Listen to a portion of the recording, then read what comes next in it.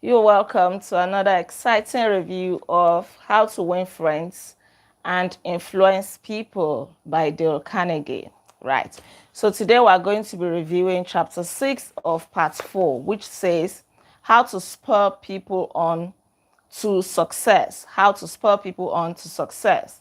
Right. So Dale Carnegie in this chapter is telling us the stories of different people who were praised, and as a result of that, they went on to become very successful in life. People who were supposed to amount to nothing ordinarily, or who were supposed to give up on themselves, who were already discouraged and all of that. But because somebody believed in them, somebody praised them, they actually attained success.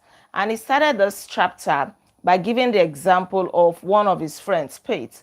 Pate used to train dogs and he used to perform different acts with them. And at the slightest improvement, Pete would give a dog, as in anytime a dog displays the slightest improvement, Pete would give this dog meat. He would make a big deal out of it. He would, treat this dog right, praise the dog, and make the dog feel good.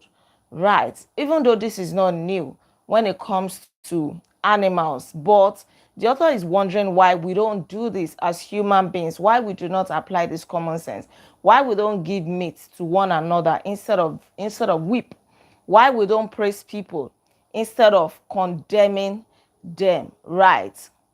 Why is it that we are always quick to judge, to criticize, instead of actually praising people, pointing out what they have done wrong, instead of pointing out everything? Sorry, instead of pointing out what they have done right, you know, we should point out what they have done right instead of pointing out everything that they have done wrong.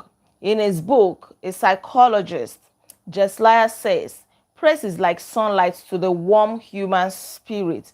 We cannot flower and grow without it. And yet, while most of us are only too ready to apply to others the cold wind of criticism, we are somehow reluctant to give our fellow the warm sunshine of praise. Why is this so? We're always too quick to judge, to criticize, to condemn. If we use the same energy to praise people, we would see that the world would be a better place. We'll spur people on to success. People will believe in themselves. Many of us can remember our childhood days, right? When we received praises, we received recognition, credit from people. And what did that do to us?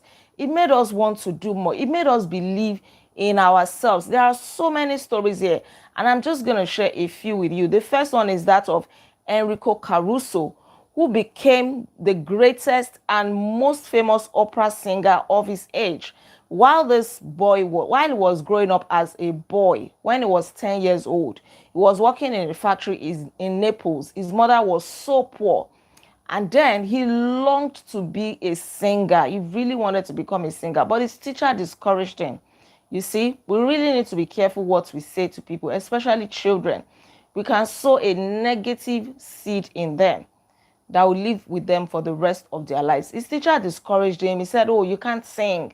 You don't have any voice at all. Your voice does not sound nice. And this boy felt so discouraged by the statements of his teacher. But thank God for his mother. His mother would always encourage him. His mother would put her arms round him.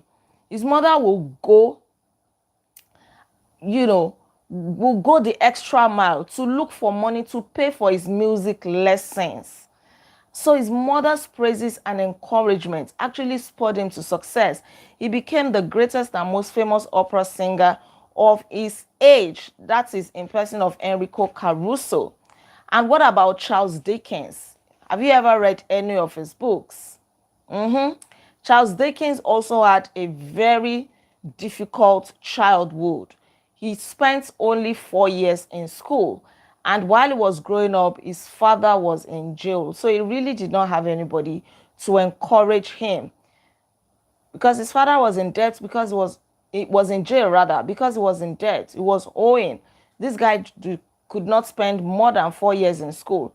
Yet he wanted to be a writer, but there was nobody to encourage him. So he started working in a factory. He would be posting labels on bottles. The factory was rat infested. Yes, I'm reading a book. I'm actually reviewing this book. David, thank you for joining. Right. But then he really wanted to be a writer, but he did not believe in himself. So he would write manuscripts and he would post them at night without anybody knowing, because he didn't believe so much in his ability. What if he was rejected? And of course, he was rejected so many times. Nobody believed in him. Nobody accepted his manuscripts. Rejections upon rejections, right? Until somebody believed in him. His manuscripts came back one day, and boom, this editor had given him recognition. He was so thrilled that somebody could actually approve of his manuscripts. He was so thrilled and so happy that tears started rolling down his cheeks. But I tell you, the praise and the recognition that he received from that one editor made him one of the greatest writers of all time, in person of Charles Dickens. What about H.G. Wells? He was a clerk in a store.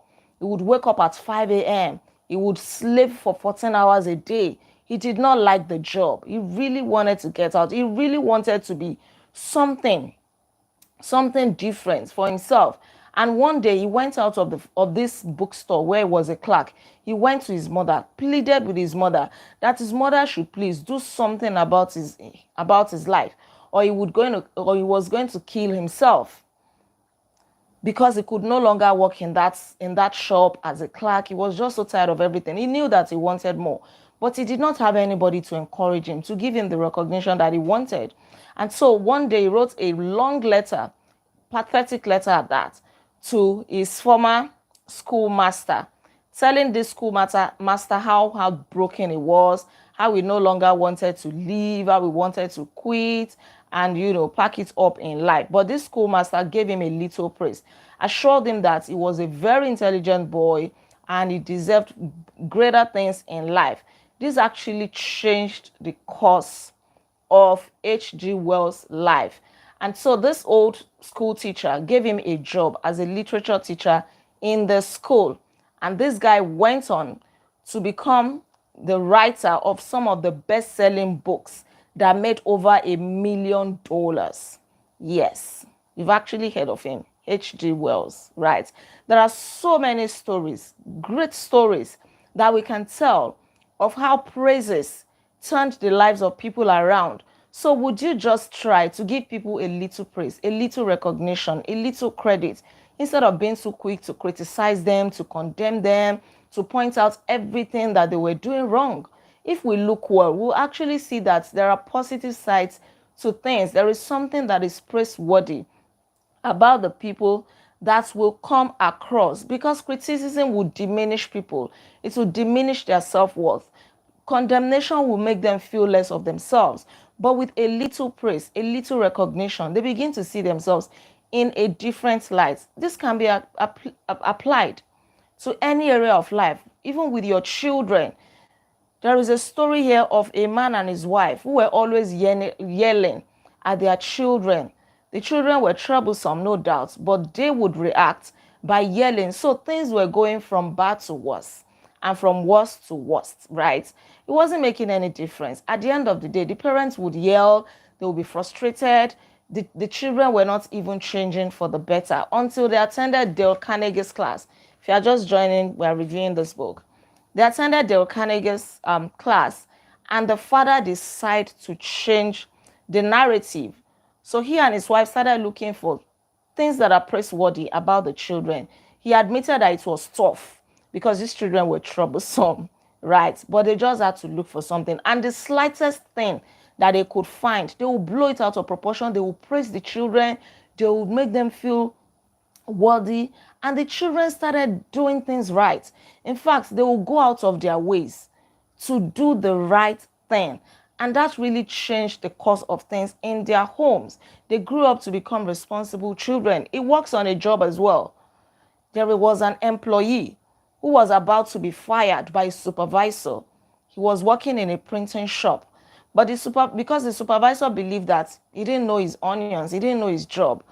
But the owner of the company saw this great quality job that this guy did one day, and he called him, praised him for his job, told him that that was one of the most superior jobs that he had ever seen in that printing shop. And this gave this man, this employee, the courage that he needed. In fact, he went around telling his colleagues how the owner of the company called him and how he believed in him and all of that. So it can make a big of difference. It is no doubt that we all crave appreciation and recognition, and we will do almost anything to get it. Yes, one of the biggest cravings of humans is a sense of importance, a sense of recognition, of praise. So if we can just give it to people, they'll become better.